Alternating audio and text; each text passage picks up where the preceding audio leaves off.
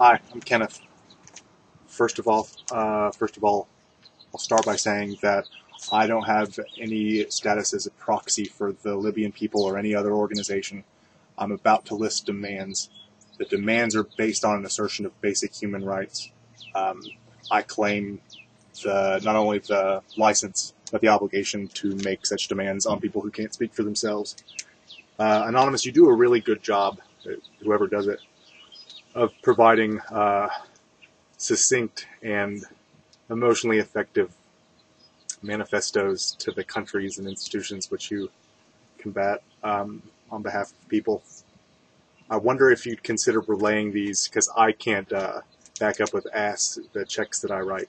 It's an assertion of the truth, though, and it is being demanded. Libya, we demand of the United Nations that if it's not, it be declared a humanitarian crisis, one that makes anyone fleeing the state or currently a foreign national in a special status for achieving asylum status, a special privilege. We demand of Western governments with the power and of the United Nations, other international bodies, that in countries where threats or coercion is taking place against Libyan or any other nationals, that the pressure be applied as necessary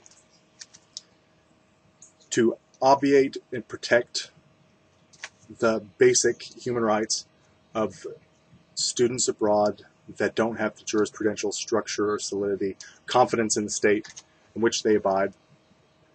Countries like Thailand, Malaysia, if they are indeed complicit with pro-Gaddafi thugs, international thugs, to intimidate Libyan people abroad, to threaten them, to threaten their families. It's known, it's allowed, so it makes those governments complicit. And we demand that if they have knowledge of such actions, that they undertake criminal avenues to protect citizens that are under visas to their countries. They have an obligation to protect them. And they have an obligation to guarantee a lack of fear for reprisal of any reported threats or crimes committed against foreigners. If they need to report an embassy official, they goddamn better be able to do it safely. Then the United Nations, I'm not an expert. I'm not an expert in international law or prioritizing crises events.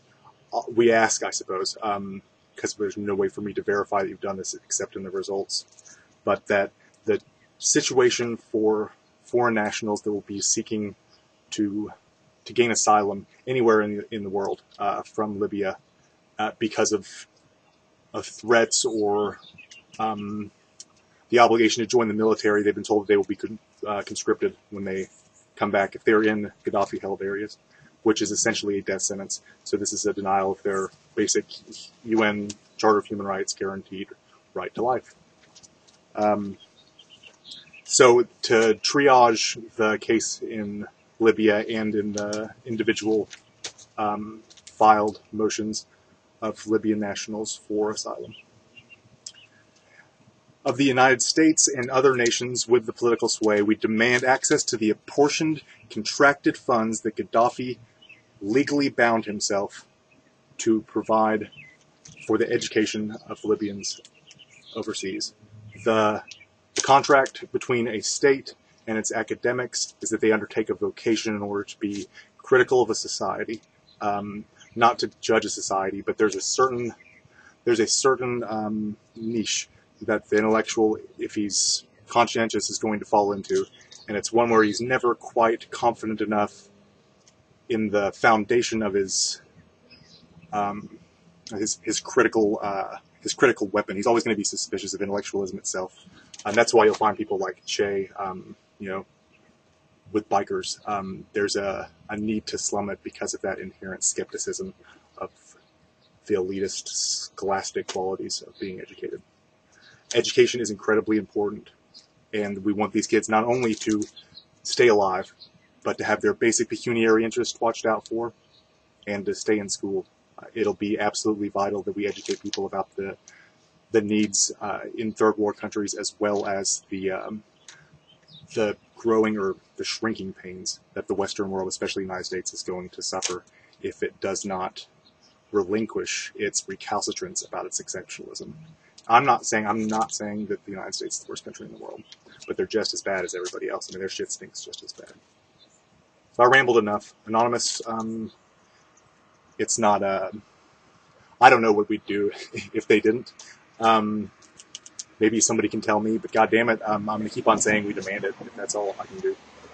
We demand these needs to be met. The only way we can get out of this never-ending, this perennial cycle of stabbing one another, it's not going to be because somebody decides that it was really their fault that they did the stabbing started. The blood will always purchase blood. We have to abandon our recalcitrance and admit our mistakes all alike. It's hard to figure out what the best fucking thing to do is when officially the perfect thing was done. Thank you. Everybody have a wonderful day.